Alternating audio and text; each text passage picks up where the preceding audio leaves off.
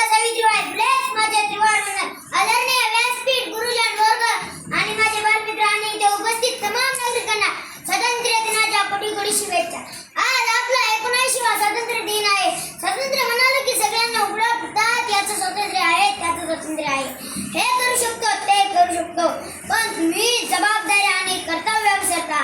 स्वातंत्र्य मिळाल्यापासून भारताने खूप प्रगती केली आहे. सुईला छिद्र पाडता येत नव्हतं, आता चंद्रावर पाऊल ठेवला आहे. विज्ञान, तंत्रज्ञान, शेती, उद्योग धंदे याची भरभराट चालली आहे. पण गरिबी श्रीमंती जरी वाढत चालली आहे. गणतंत्र लोक गोरगरिबांना लुटत आहेत, राजकारणी शेतकऱ्यांना चिरत आहेत. आपण निवडलेला मंत्री विधानसभेमध्ये रमी खेळतो तरी त्याला याचं काही वाटत नाही. शेतकरी इथं शेतीत लाखो रुपये टाकतात, पीक येईल का नाही हे त्यांना माहीत नसत, पण प्रत्येकाने प्रामाणिकपणे शेतीत राबतात.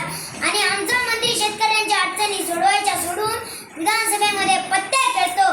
किती दुर्दैव आहे आमचे.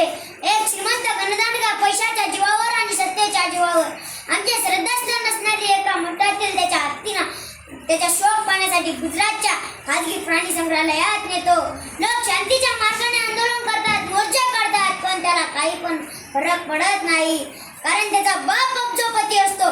पैशाने तो काही पण विकत घेऊ शकतो, पण त्या गणदांडग्याने आणि त्याच्या बापाने एक लक्षात ठेवावे, पैशाने तुम्ही प्राणी विकत घेता, लोक विकत घेता, पण आमचा स्वाभिमान कधीच विकत घेऊ शकणार नाही.